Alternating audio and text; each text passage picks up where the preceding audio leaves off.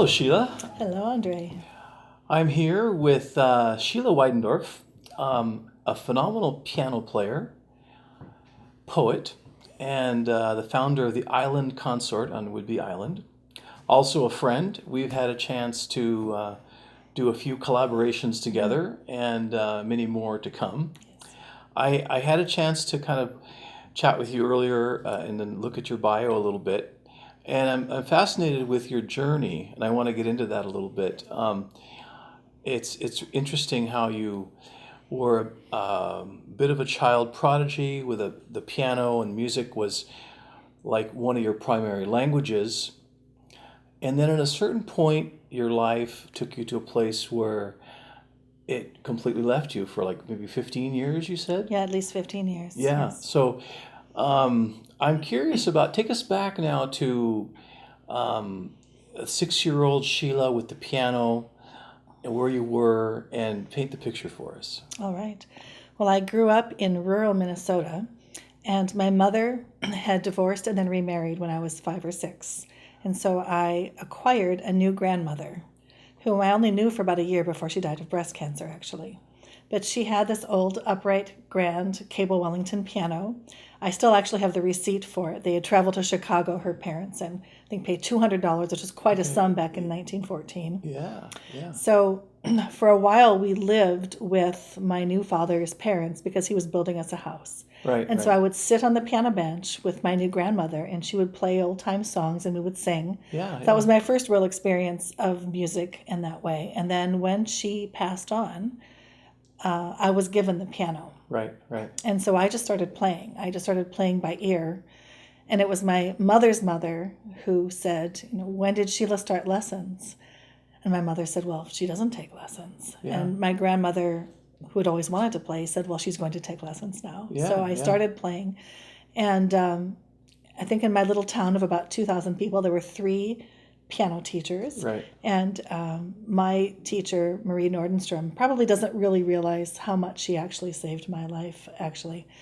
She was a lovely woman and also the church organist. So I learned pipe organ at a very early age with her too. And I also played saxophone, tenor saxophone for years in the jazz band and concert band and things. You played saxophone? Yes. Wow. But piano was and is my first love. When you started studying piano, was it classical or jazz, or what style of piano, or more general? It was, when I began with the John Thompson method book when I got to Marie, and it's geared to make you a comprehensive musician. So I studied theory and I studied sight reading and accompanying along with everything.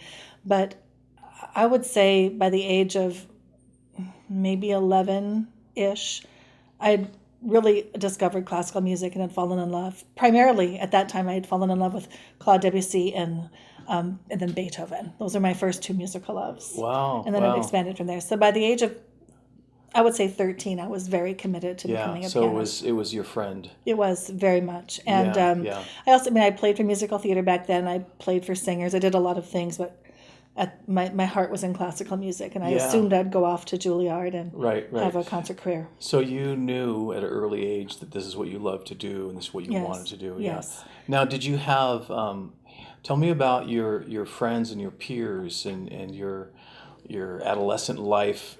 Was it like, immersed in music with other musicians, or did you have other friends that weren't into music? Or my core group of friends, I think most of them sang in the concert choir with me, and most of them played in the concert band or the marching band or the jazz band.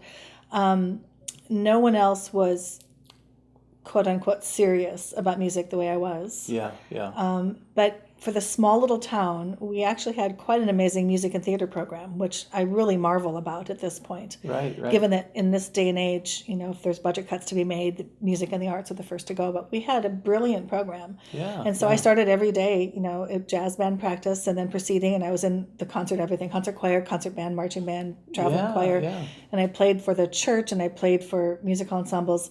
So I had a lot of musical involvement, but my primary exploration gearing me toward my future was through solo classical piano. And then I played for singers. I think if I recall, my choir director was also quite a magnificent tenor. And so he had gone back to do a master's or something, so I was his pianist. Right. Yeah. So you had a very well-rounded background in terms of these styles of music that you were participating in. And you also were singing too, right? Yep, I sang always. I think I joined the choirs in the school when I was probably fifth grade. That's when I started band as well. Right, And it was a right. small town, and so I did everything I possibly could musically. And so, especially given the limits of resources where I lived, I really managed to have quite an education. And actually, my piano teacher put me through special sight reading training. So sight reading is when a piece of music is put in front of you for the first time and you don't know it at all, and then you just read it cold. And I gained quite an adeptness because it was part of my training, it was expected, which was actually I'm very thankful for now because it comes in handy. Now, did you have like what might be like a senior recital, your first major recital, full program, that type of thing? Yes, I did. I had my senior year of high school. I gave a big concert in the town before I went off to college. Okay. Yes. Yeah, yeah. That's interesting because I had a similar kind of not to talk about my journey, but I had a similar thing. Yeah.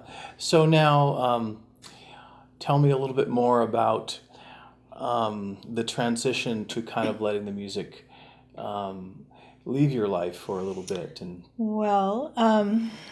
so you went to, where did you go to college? Where did you move to? I started college at Concordia College in Moorhead, Minnesota, up north, because after my junior year of high school, my teacher had found out about this piano camp up at Concordia. Right. And I found a way to go. I don't even know how I paid for it, but I found a way. And I spent a week up there with other young pianists, and we learned a bunch of music and did all kinds of master classes. And then there was a concert concluding. I think I played Debussy. Yeah. And one of the pianists in this workshop asked me to please come and study with him. Right. So when I went off to school at first, I went to Concordia in Moorhead. Now I'd had a series of issues with my body. I'd had quite a lot of pain coming and going, starting from about the age of 14, and every once in a while it would really be significant. And so during my time at Concordia, I think it was my second year, I started, and I was having such troubles. Yeah. And I was also not, there'd been quite a bit of trauma actually in my family of origin. Right. So I really wasn't okay. And people didn't know that I wasn't okay because I was a very successful student and a gifted musician. And again, music really saved my life. I mean that in a very literal sense. It was something that was precious, and it was mine, and it couldn't be violated, and it couldn't be taken away. It wasn't like a thing someone had given me and therefore they could just take it or break it. It was for some reason in me. And so, but I think things caught up with me, I guess, that second year of college, and I ended up just quitting school for a while because I was just floundering and in pain. And at that time, I transferred down to the University of Minnesota School of Music in Minneapolis. When I transferred, I assumed I'd be taking up ethnomusicology with a focus on Hindustani classical music and Indian folk idioms. Right. Because I was just having some struggles with my body, and but I couldn't stay away from the piano. Yeah. So I, again, reverted to being a piano major. Right. And then it all happened again. It got quite severe. One day I was actually in my professor's studio preparing for a concert. I think I was memorizing a Bach fugue, actually. And suddenly I had no feeling in my hands. It just it started with my fingers and it spread. And from about the elbows down, I had no feeling, and I could barely do anything, which was very alarming, as you can imagine, for a pianist. And so I'd already been seeing, I think, a chiropractor and other specialists because I'd been having this ongoing pain.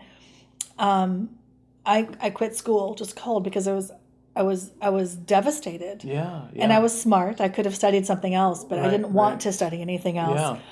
And so it was when I left college then that I really, frankly, fell apart in myself. I was just lost, and all of the unresolved things from my childhood were murking around, and that's probably actually the cause of the physical pain. Actually, there was never. It was the emotional. Yeah, stuff. I was tested for carpal tunnel and everything, nothing, but it caught up. I floundered, and I ended up actually in a very sick and violent relationship, and I was assaulted then to the point where I almost died, and that brought everything to a screeching halt. So you were like 23 or something like that. I was about, I think, 22 or 23 when that happened, and so any idea of returning to conservatory was done. Right.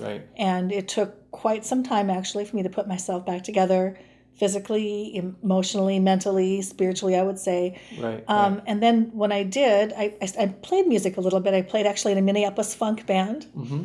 I have played on the First Avenue stage and See Through Gold LeMay. Yeah. I played a few other things, and I went on to graduate school in feminist theology, actually, and I made some music there. And I did a little recording with a trumpet and trombonist friends of mine for the Minnesota Jazz Composers Forum, and I did some things. But then I started having children. I had my 5 children, and I wasn't able to stay in practice life. That's a big job. It's a big job. And I was still having ongoing problems with my body because the assault really did some damage. Yeah, and so I couldn't sit down and just toss off a Chopin scherzo. Right. And besides being quite preoccupied raising my family, the psychologically not being able to sit down and do what I had been able to do, I really believed I could never play again. I mean, at the time, it was just really hard, and I couldn't practice, and I couldn't do what I had done. I really, I think, went through kind of an existential, slow-boiled crisis of who's a pianist that can't play the piano. And so I turned my attentions elsewhere and had a lovely life. Well, also, I think if you're on that course of, like, going through college and graduating at a certain time in a certain year, and again, having that kind of traditional course, and that gets disrupted, there's maybe an idea in your mind that, it didn't work out, as opposed to realizing that there isn't really a particular timeline. But if you're on the academic course, there kind of is. I don't know if maybe that's what you were thinking. Well, I think also it felt like it had been taken away. And I would never have said that out loud and believed it. I was always trying to be aware, always trying to heal myself, and trying to just, I'm on this planet to have a life, so if I can't do this, I'll do something else. I did many other things, interesting, good things. I had a good life while I wasn't playing piano, but there was something in me that was quite broken, actually. And I think I really just believed I could never do it again, and I sort of locked it away in a vault, and it was hurting me without me even knowing it. But part of that, I felt punished. I felt, and it wasn't conscious. It was lurking in there, and I think it was related to the early childhood sexual abuse and things that had happened to carry a lot of shame. And so then my core identity was gone, so it felt like that had also been taken. The inviolable thing had been taken. And so I just sort of locked everything away and just did other stuff. I wrote, I edited, I managed, natural health stores. I catered. I've done a lot of things while I was raising my kids to contribute financially. So what's beautiful about your story is then you come to the island here, and the garden of your music from the past is still growing, even though you don't know it is. And you're asked to you're in a production and you're asked to sing, but then it turns out the piano is just already playing inside of you somehow, right? Tell me how that happened. Well, it actually, there was an accidental return to music in Minneapolis still. I've been on the island now almost 11 years. So about 13 years ago, my younger kids are all Waldorf educated, and there's a movement form called Eurythmy in Waldorf School, created by Rudolf Steiner. And Eurythmy is a very specialized form of movement that makes music and speech visible, and we'll leave that for another conversation. But there was a summer conference at the Waldorf School, and I was working at the school, and a very famous eurythmist was going to do an adult workshop, and the pianist didn't show up. And someone had anecdotally heard that I had played, said, "Sheila, I hear you can play the piano, and can you sight read?" Now again, I happen to be a very adept sight reader thanks to Marie Nordenstrom and her rigorous training. And I remember feeling, it was almost like it was a deep, dark, dirty secret, like, yes, I play piano, yes, I can sight read. Well, please, in 10 minutes, there's this workshop. Will you go play? And repertoire for Eurythmy. There was some repertoire written for it, but there's a lot of classical music. But you really hadn't been playing much. I had barely been playing. At home for my kids a little bit. I mean, just nothing. And so I said yes because I really felt like they needed this to happen. So I said yes, and I was scared to death. It really felt like a dark skeleton or something coming out of my closet. And I was also afraid. And I sat down, and he puts all this repertoire in front of me, and I played it. And I was shocked. It was like, where's this coming from? And then the school reinstated their movement program. So for 2 years before I came here, I played for Eurythmy classes at City of Lakes Waldorf in Minnesota. But I never, it was just a little thing for school. It was just a little thing. I came here, and I played for the school here. And then I joined this vocal group, and the director was going to do a concert with a different group plus his own concert, and his pianist was injured.